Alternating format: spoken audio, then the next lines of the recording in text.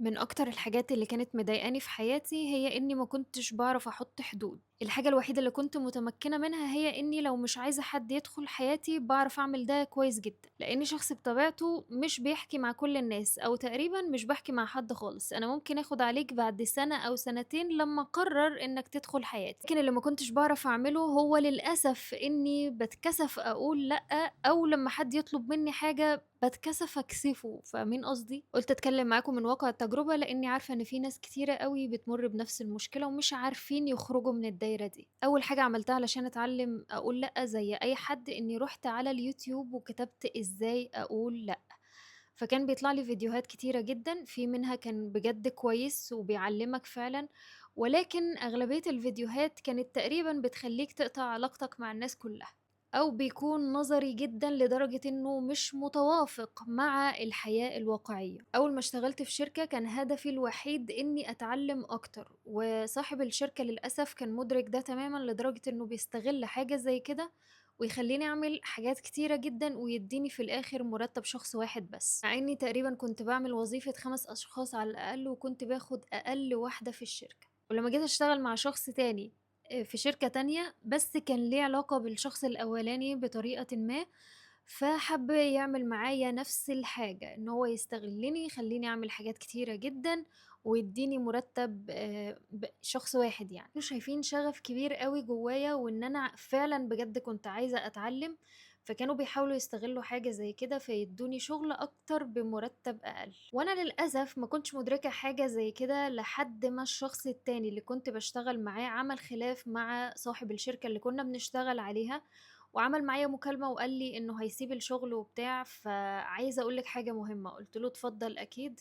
قال لي: "اطلبي 3 أو 4 أضعاف المرتب اللي أنتِ بتاخديه دلوقتي، لإنه أقل بكتير من الطبيعي." أنا بجد والله العظيم اتصدمت صدمة مش طبيعية، لإن هو اللي كان حاطط لي الرقم ده وبيدّيهوني، فمنين يودّي لفين؟ عدِّت الأيام ونفس الشخص فتح شركة واتصل بيّا علشان نشتغل مع بعض، وبحُكم إنه بجد عنده خبرة غير طبيعية، لإنه اشتغل مع دُوَل كتيرة جدًا، جدًا، جدًا، وأنا كنت عايزة أتعلّم لإني لسه في أول الطريق، فوافقت طبعًا إن أنا أشتغل معاه، كانت بالنسبة لي فرصة يعني، لإني تقريبًا اللي اتعلّمته كان 90% منّه هو اللي علّمهوني. عملنا meeting ووافقت على الشغل وعرفت المفروض هاعمل إيه، وبعدين ادّاني تاسكات كتيرة أوي، أوي، أوي، أوي مش طبيعية، فأنا قُلت له: "تمام، أوكي، هاعملها وهاسلِّمها في الوقت المناسب اللي هو المطلوب يعني، ولكن المُرتَّب إيه؟" فراح قال لي هنا هو سكت شوية كده وقال لي: "مُرتَّب إيه؟" طبعًا هو وقتها اتصدم ووقّف شغل معايا، خلاص ما بقيناش نشتغل مع بعض، والشركة بتاعته أصلًا ما كمّلتش لإنه أكيد عمره ما هيلاقي حد يوافق إنه يعمل كَم الشغل ده وما ياخدش فلوس في الآخر. أول مرّة بجد كنت مبسوطة من قلبي إني رفضت شغل زي ده في وقت كنت بجد محتاجة الشغل فيه جدًا. وقتها أدركت قدري واللي أنا أقدر أعمله للشركات، وقّفت إني أقبل بأي حاجة مقابل إن أنا عاوزة أتعلّم، لأ أنا بقيت أطلب الرقم اللي أنا عاوزاه، وصاحب الشركة هو اللي عليه يوافق بشروطي، يا إما هو الخسران. أنا قدرت أعمل ده وأوقّف ده في الوقت المناسب، ولكن في ناس كتيرة جدًا للأسف ما بتعرفش تعمل ده ولا توقّفه، ومش عارفة قيمتها الحقيقية ولا عارفة قدراتها، بسبب إن هي خايفة تخسر كل حاجة. مهم جدًا تعرف تقول لأ، ما ينفعش تكونوا متاحين 24 ساعة لكل الناس، حتى لو أنتِ أم أو زوجة أو زوج، فمهم جدًا يكون ليكم وقت لنفسكم وتعرّفوا أطفالكم أو زوجِك أو أنت تعرّف زوجتك إن ده الوقت بتاعك وأنت لازم تاخده وتستمتع بيه، وما ينفعش حد يطلب منّك فيه حاجة أو ما ينفعش حد يطلب منِّك فيه حاجة. الكلام ده بالذات للستات، لإن هُم ما بيعرفوش أصلًا يقولوا لأ، فعلشان الناس ما تشوفكيش كخدامة، أنا آسفة في الكلمة، متاحة 24 ساعة، ف أي حاجة المفروض يطلبوها أنتِ المفروض تلبّي النداء بتاعهم، حتى لو كنتِ تعبانة.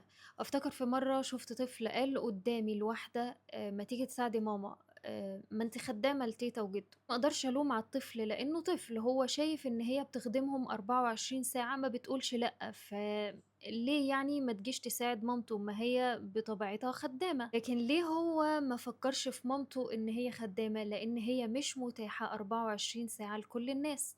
وليها وقتها. طيب وليه التانية شافها خدامة؟ لأن هي طول الوقت متاحة 24 ساعة، أي حد بيطلب منها أي حاجة بتقوم تعملها حتى لو ميتة تعب، علشان بتتكسف تقول لأ. بجد لازم تتعلم إزاي تحترم نفسك قبل ما تطلب من حد إنه يحترمها. الناس للأسف بتفتكر إنه أنا لما أقدم كل حاجة وأعمل كل حاجة الناس بتطلبها فده هيخليهم يحترموني، واللي بيحصل العكس. إحنا سمينا الشخص اللي بيحط حدود لنفسه ده شخص قوي ومفتري، أو دي ست قادرة، لدرجة مع أول موقف الاتنين بيتحطوا فيه قصاد بعض فالناس بتيجي على الشخص اللي ما بيقولش لأ، مش على الشخص اللي حاطط حدود لنفسه. دايما هتلاقي الإنسان الهادي اللي عنده راحة بال وهدوء نفسي وسلام داخلي هو الشخص اللي راسم حدود مع الناس. انت إنسان وهو إنسان، فلازم لما حد يجي يطلب منك حاجة انت مش عايز تعملها أو مش قادر تعملها تقوله ده بشكل واضح. أو مثلا حد قالك حاجة ما عجبتكش، لازم تقوله أنا الحاجة دي ما عجبتنيش، عشان انت لو ما قلتش هو هيعرف منين ان الحاجة دي ضايقتك.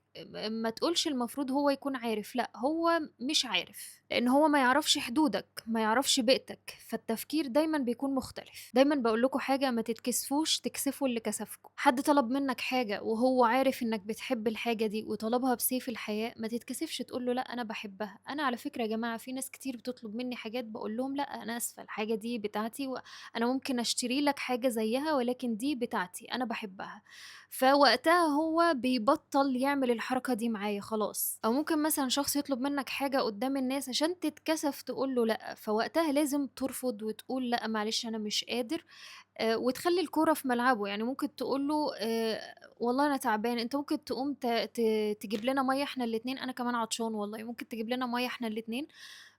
وقتها هو هيقوم يجيب، وهيبطّل إن هو يطلب منّك حاجة، لمّا الموضوع ده يتكرر مرّة و2 و3. في مديرين بتطلب من الموظفين إن هم يعملوا حاجة وقت ما بيكون وقت الدوام خلص، فأنت وقتها قُل له عينيا حاضر هاعملها لك أول حاجة في اليوم بُكرة، لإن دلوقتي وقت الشغل انتهى. بعد كده هيحترمك وهيحترم إن أنت في الوقت بتاعك أنت بتمشي.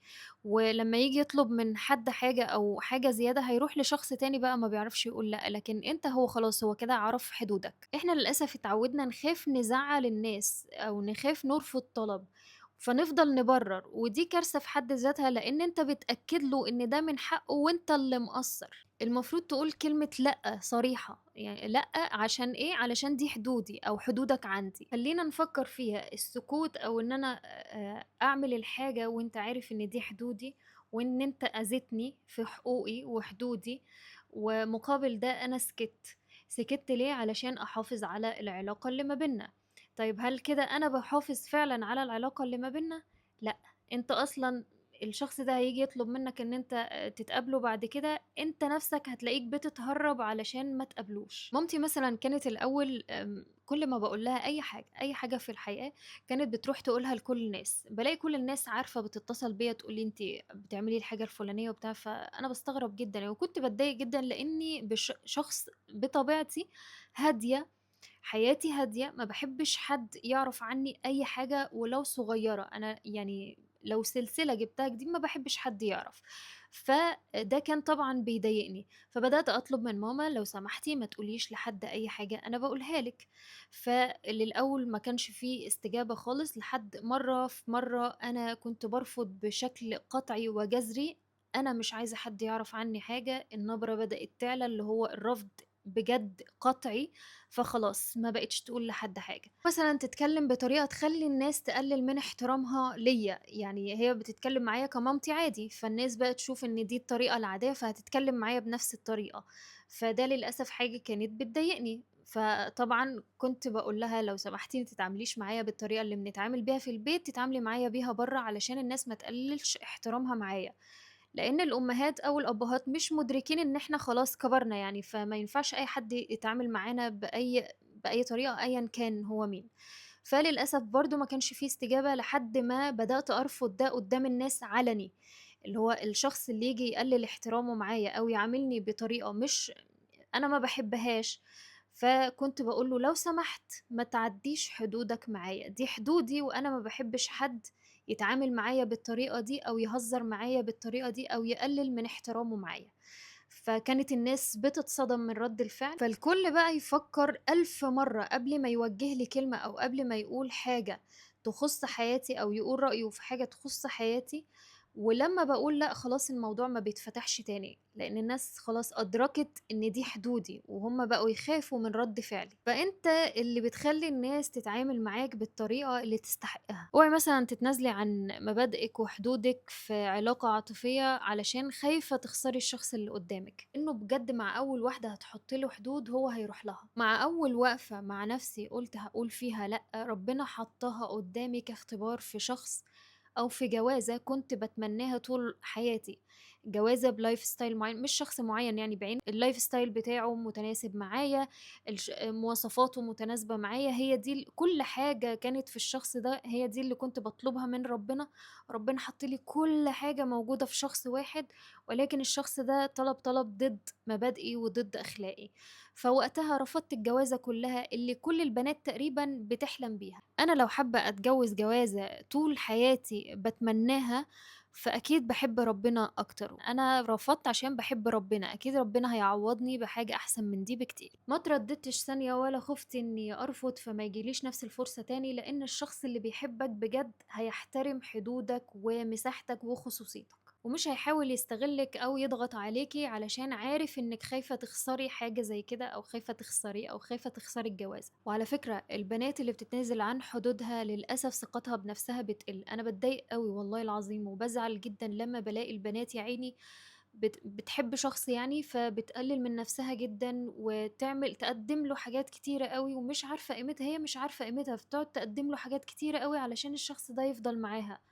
والله ما هيفضل معاكِ للأسف يعني، هو أنتِ مش عارفة قيمة نفسِك، فهو مش هيعرفها. أنتِ بتعملي حاجة عكس طبيعة الكون، عكس اللي ربنا خلقِك عشانه. فما تتنازلوش عن حاجة يا بنات، والله العظيم، والله العظيم هتحسّي بقيمتِك لمّا الشخص الصح ييجي، هو اللي هيحسّسِك بقيمتِك مش العكس. دي كل حاجة كنت عايزة أتكلّم فيها معاكم عن الحدود. الفيديو الجاي بقى حابة أكلّمكم عن الفرق بين الحدود والانفلات، فلو عجبكم الموضوع ده برضه سيبوا لي في الcomments عشان أعرف، وشجعوني كده علشان القناة تكبر وأنزّل فيها أكتر. لو عجبكم الفيديو ما تنسوش تعملوا لايك وسبسكرايب للقناة وتفعلوا زر الجرس يعني والحاجات اللطيفة الخفيفة دي، وبس كده أشوفكم الفيديو الجاي.